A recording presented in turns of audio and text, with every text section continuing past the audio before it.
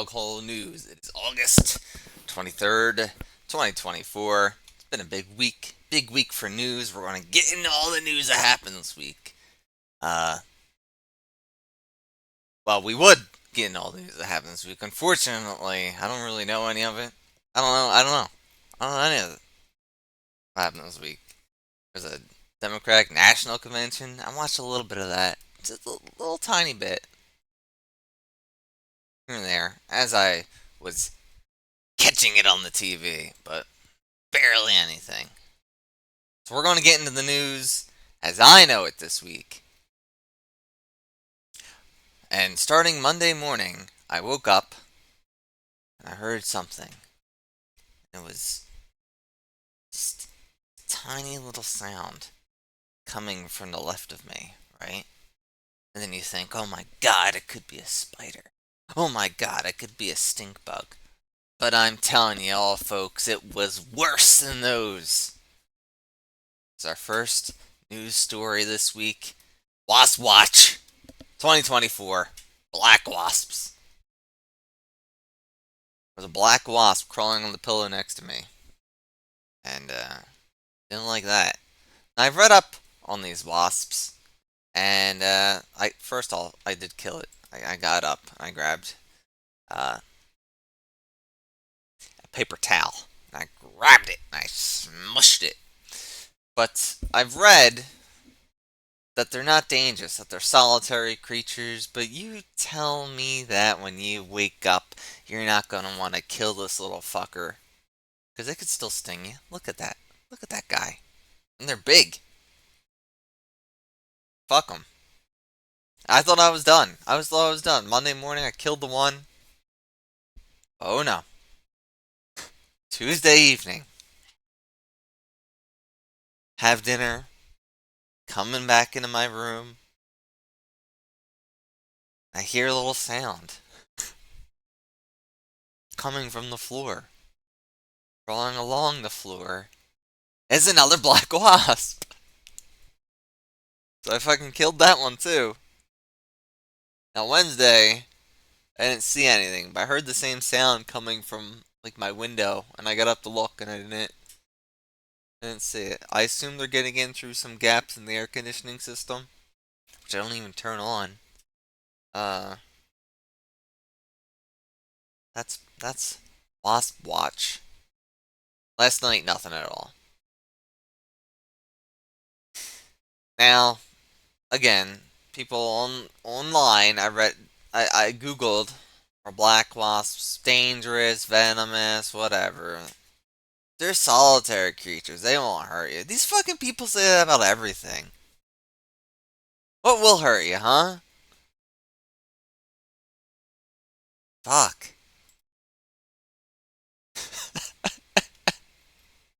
I ain't gonna just live with a wasp flying around my room. I ain't doing it. I'm not doing it.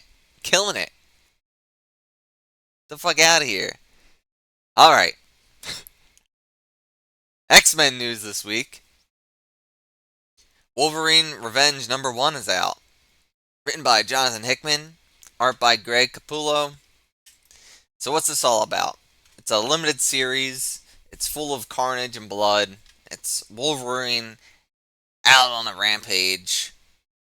I originally wrote my write-up paragraph here, disguising that Colossus is in this, because Colossus is evil in this. You find out at the end of the first issue, but he's right on the fucking cover. I might as well say it. He's right there. I don't know why they would do that. I thought it was a good surprise. I don't fucking know. So what's this all about? I think it's an alternate universe, from as far as I can tell, where Magneto died, and when he died, he set off an EMP, as in his body did. That wiped out North America. It's killed millions of people already, and now Wolverine got picked up by Nick Fury, who is white again in this, and he's brought to a helicarrier with Captain America and Winter Soldier and what remains of Shield, and their big mission is to turn the lights back on in the world. Uh, so they're going to go after Fuck, what was his name? I forgot already. The villain. This guy down here in the corner next to Deadpool. They're going after him, and working for him is Deadpool, Sabretooth, Omega Red, and Colossus. And this is the type of Deadpool that I really like, because he's a proper scumbag. I feel like Deadpool lately has been softened up, and he doesn't do really just vile shit. And he does some vile shit in this already, and it's only one issue in. So I'm liking this Deadpool. And he's still got humor too, but it's not over the top. He's just a scumbag. That's funny. This was pretty good. I liked it. There's a red band version with more blood, guts, and a final page. I read the normal version. I knew there was a red band version, but I didn't bother really looking for it. I found the regular version and I read that. I saw a tweet just before starting today's broadcast with a comparison of the two, and you're not really missing out too much. Maybe the final page, but other than that, if you can get either version, or just read online either version. Okay, what's up next? Okay, here's what's up next, is the absolute DC logos got revealed. Now, I'm only showing the Wonder Woman stuff because that's the only one I've ordered. Now that I'm thinking about it, I should show the Batman one. Maybe I'll grab the Batman one real quick. People are hating on it completely. And I think it looks fine. I think people have no fucking taste and they just don't.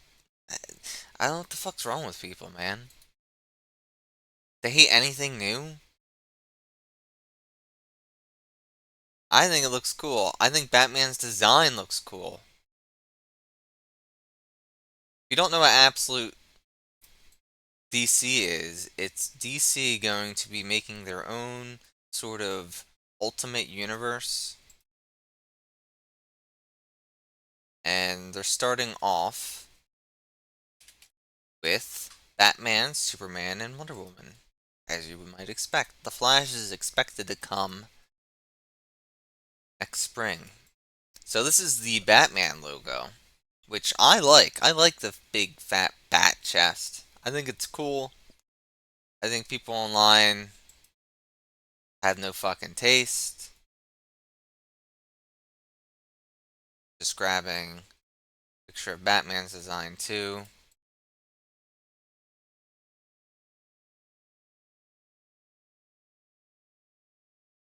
So, what is up with Batman in this new world? I might as well talk about it.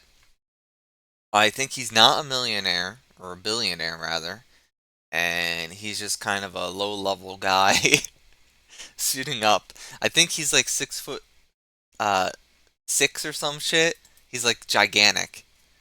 So he's just big and trying to help out. I love his design though. There's the logo there too. I think he looks cool. I like him. I don't know what the fucking problem is with people. Anything new they don't like. Wonder Woman looks, I think, even more different, and I like her a lot too. I like her a lot more than the Batman version. I mean, here's her logo. Not too interesting. It's kind of fine. I like it. But, more importantly, the variants got revealed for the issue number 1. Let's take a look at these. She's all linked up. She's a bit more metal. She's raised by witches in hell. That's the premise, instead of lesbians on an island. So I like that. I think that's gonna be cool. I guess the witches will probably be lesbians too. She looks gorgeous here. She has a gigantic sword. She rides a like a skeleton horse. I think I have a picture of that coming up. Just showing these off. If you're listening, this is the looking at the screen portion of the stream. She still, I guess, will have the lasso. I like the big sword.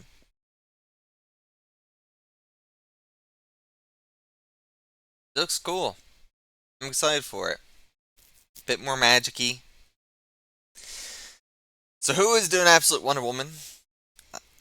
Kelly Thompson will be writing it, and Hayden Sherman, the artist. Now I don't know neither of these people, at least not by name. Sorry. Hopefully this makes a name for yourself in my book. Maybe if I look you up, I will recognize some of the things that you've done. But I believe in you because it's a good concept. I like it. Wonder Woman #1, Absolute Wonder Woman, is out October 23rd. I have my orders in. I'm back to getting comics, paying for them, and Wonder Woman's one of them.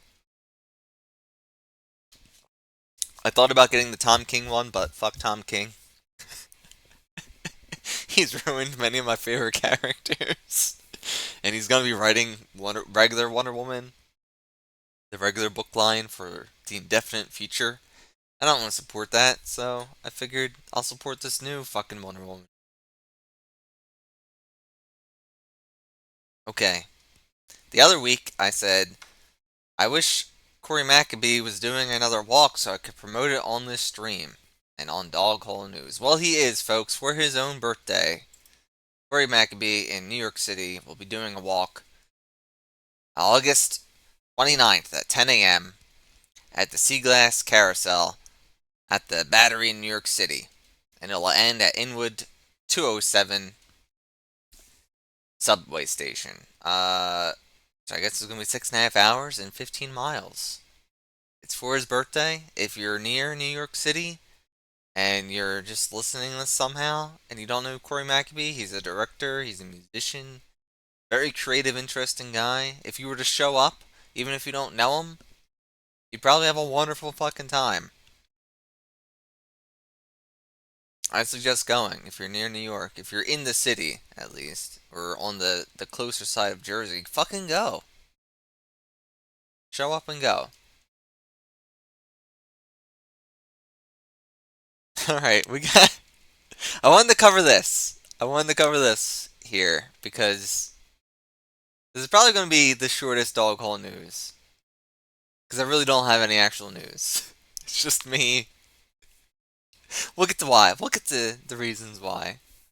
But it's been mostly. I looked. I did a little cursory glance. Not very interesting stuff aside from all the politics shit, which everyone's tired of. Which I did say, well, I will probably cover at some point, but the overexposed shit doesn't fucking matter. What we're getting at right now, right here, with no further fucking delay,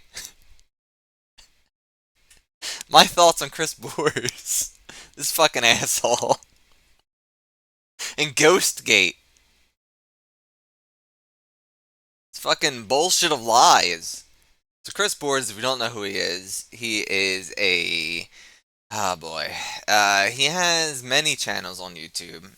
He has many different types of videos he enjoys making, such as the irate gamer, Minecraft. Is it Minecraft Steve, Puppet Steve, and the Ghost Doctor? He also considers himself a ghost behaviorist, and he thinks he's the first one ever say either of these terms regarding the paranormal and ghost shit. So what's the problem with Chris Bores? I'm not gonna. He's like, okay. What's the problem with Ghostgate? So let's just say that. He made a video saying he's trying to break into the paranormal field of trying to get on these shows or have a show of his own, and no one will give him the time of day. And the problem is, Chris, is that you don't understand that most of it's entertainment. You there's some part of your brain that's not grasping that, and an even bigger part of that brain isn't grasping how you're coming towards these people as if you're better than them, and no one will want to hire you if you're doing that. If you're approaching these people during auditions as if you know more than them, and you're going to show them up on their show, they're not going to have you on their show. But what you know that, right? You're playing dumb. Who doesn't fucking know how that shit works? But more importantly, he calls out Dave Schrader, and I love Dave Schrader. I think he's a great guy. Um, wholesome but strong, and he calls people out on the bullshit.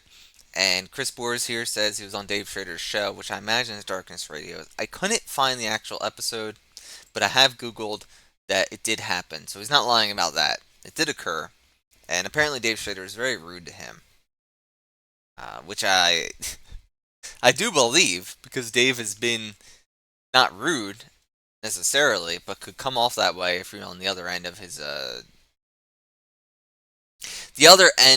his comments. But usually he makes those comments if you're not backing up your own with a strong argument or a good point of view, or you're just rattling off a bunch of bullshit, which Chris Bores tends to do with his ideas of ghost pattern behaviors and categorizations. It's complete nonsense.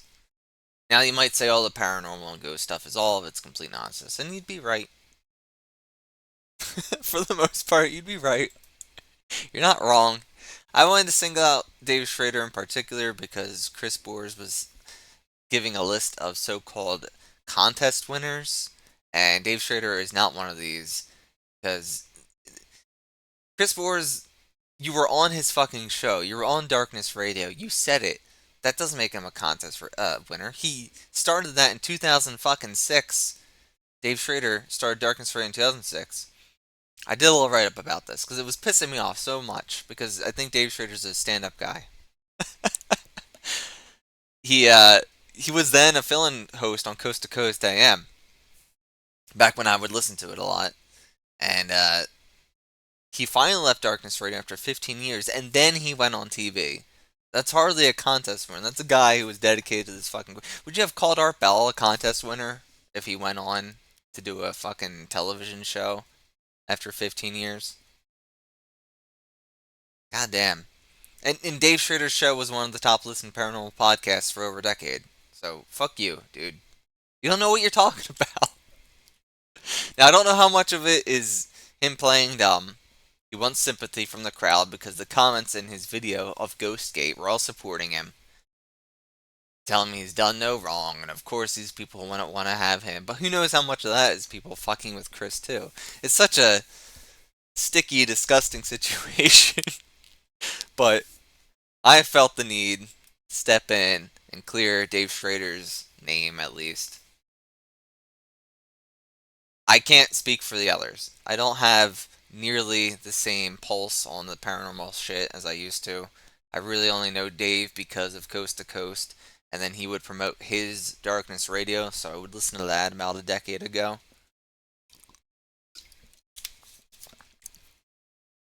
These days, the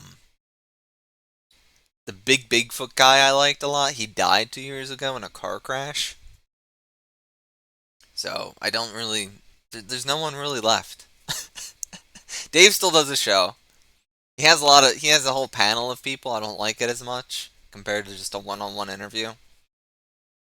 What can you do? You gotta go with the times, right? That seems to be popular. I can't blame him for that. What's up next? Fuck you, Chris Bores. Just get out of here.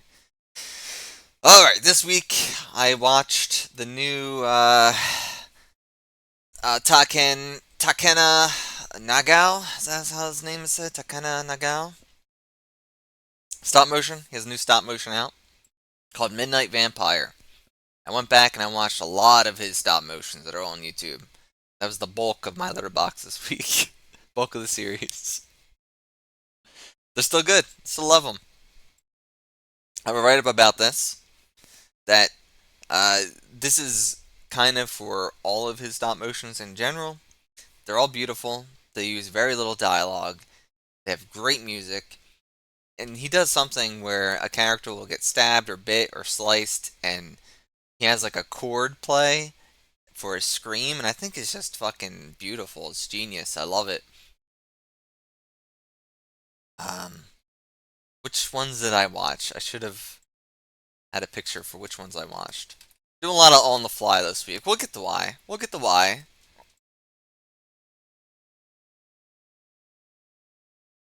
Just log in the letterbox.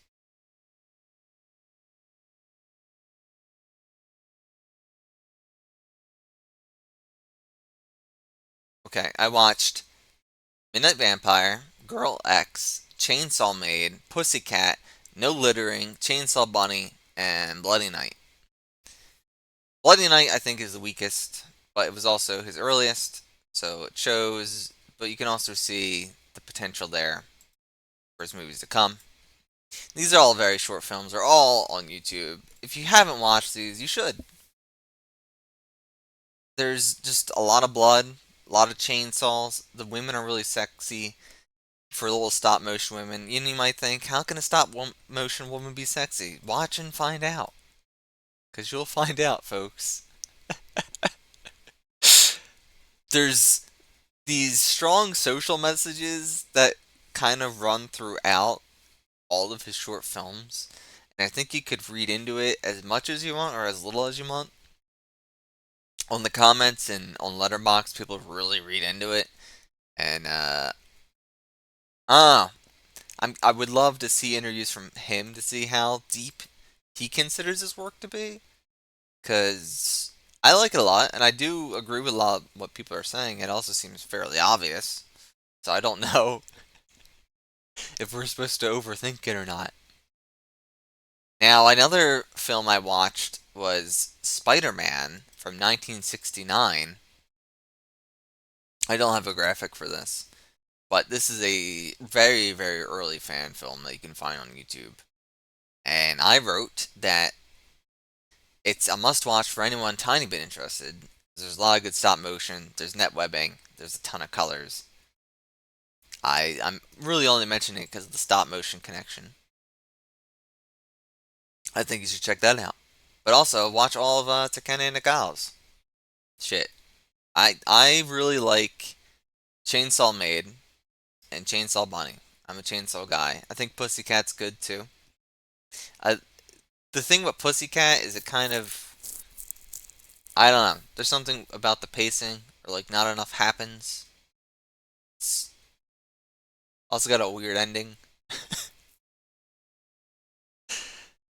It's still good. They're all still good and worth watching. Much better than most of the crap out there on YouTube. Live and breaking news. That's right, Captain. We're here. It's gonna be. We're kind of nearing the end. Probably looking at a half-hour episode. So you're here. But I wanted to bring up his gory stop motion stuff and the gory stuff with Wolverine, which in the Red Band version there's a lot more gore and guts because I have no problem with that. I don't. But this is important. I have no problem with gore, with blood, as long as it's kind of tasteful or so over the top that it doesn't matter. Why am I bringing this up? Well, I watched a movie called The Coffee Table. I really did like this movie. I think it's gruesome in a mean way, but I also think it's not interesting enough to back it up. This is spoilers for The Coffee Table, which is a movie from 2022, Spanish film. So, I guess let's get into it. I wrote a little write up here. Uh, we're gonna have spoilers. I didn't really know anything about this. I use a website called yts.mx to get a lot of movies, and I'll see what they uploaded recently. This is one of it. So I downloaded it. And the description was like a couple argues over getting a coffee table. So I kind of thought, while watching it, the beginning scene is that, and I thought they were going to spend this whole time having this argument of a coffee table in a furniture store, and it was going to spiral into insanity after that. It's not that. It's not that at all. That would be really cool, but it's not that. They get the coffee table, they go back home. The wife says, okay, I'm going to go out. They have a little baby, by the way, and also the wife's old. They're an older couple. And that's kind of the theme of the movie, is that this woman is old. She looks old. She's meant to look old. She just had her first baby.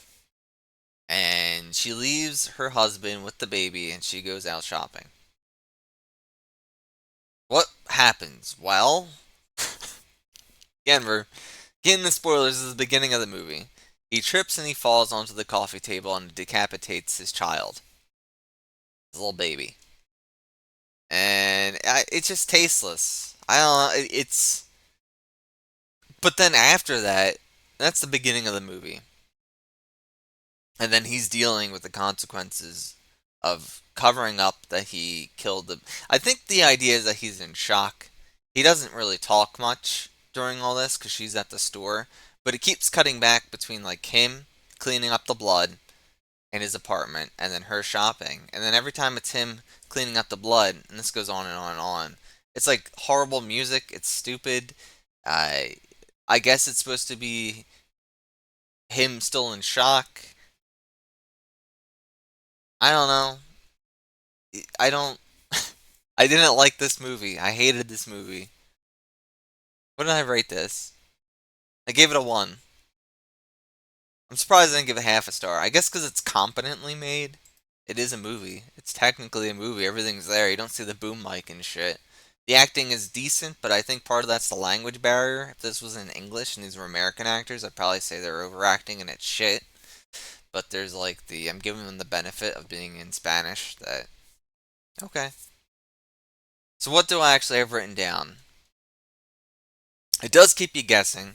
At first, I thought it was going to be mostly a couple arguing about getting a table. It wasn't that. Then I thought it was about a man dealing with the death of his child, and it isn't that either.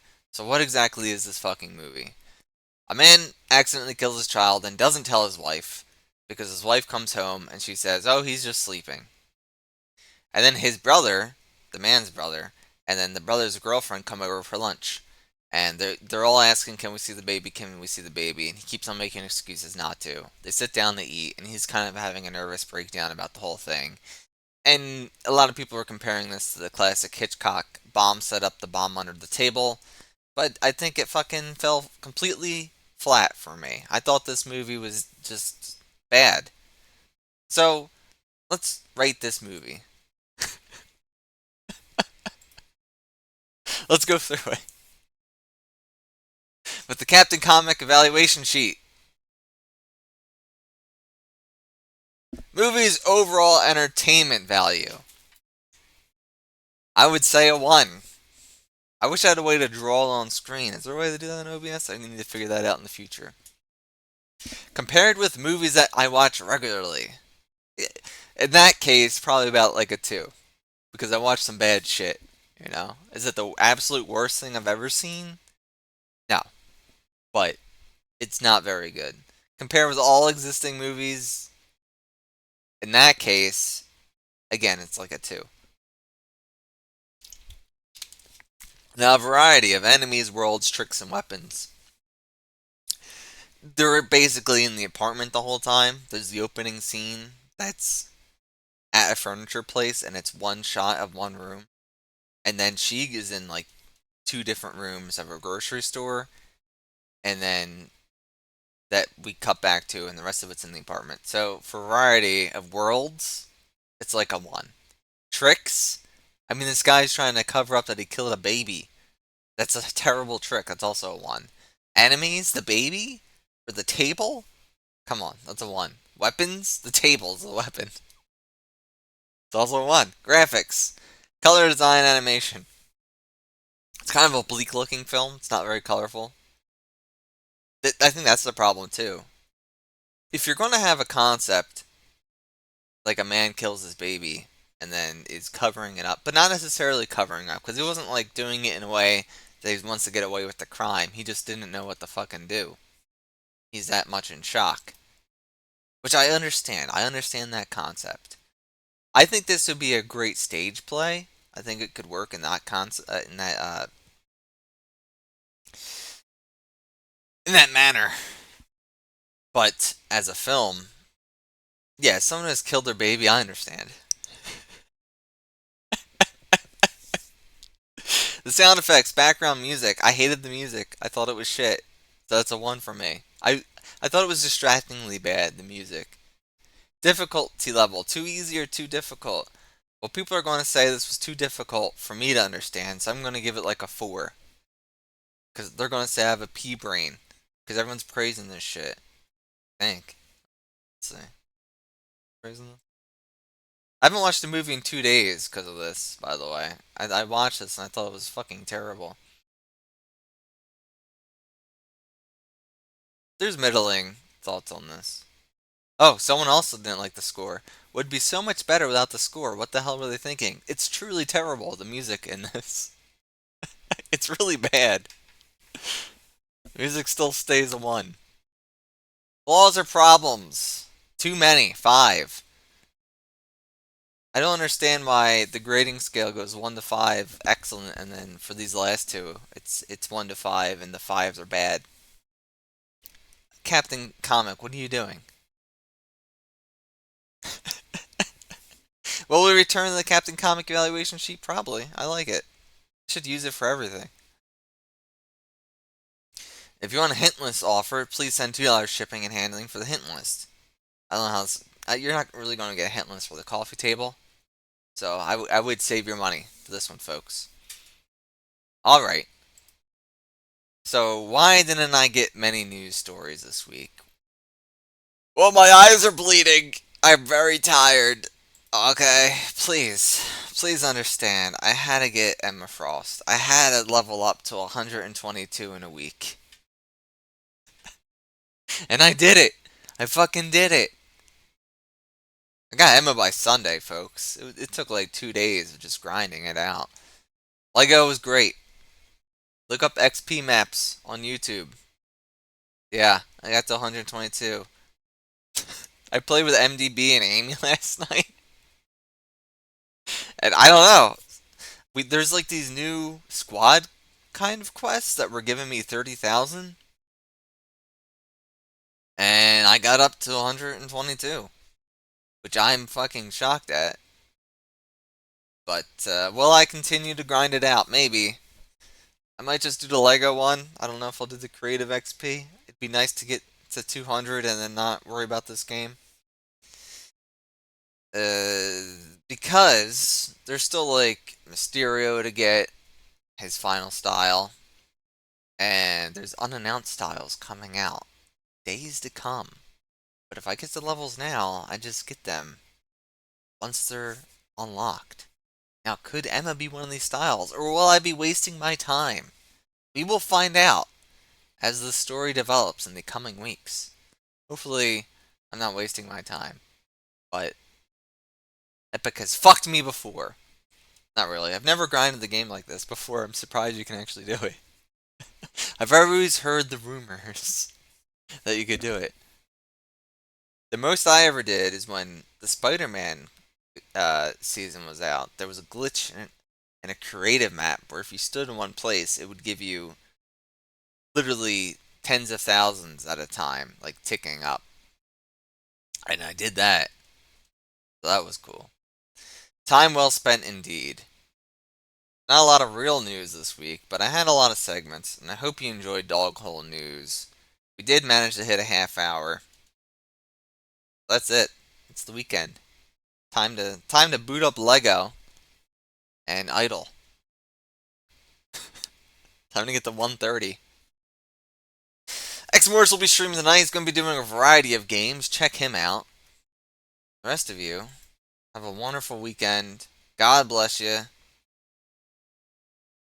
Much love. I'm just delaying saying goodbye because I do enjoy streaming a little bit, but I've got nothing else to say.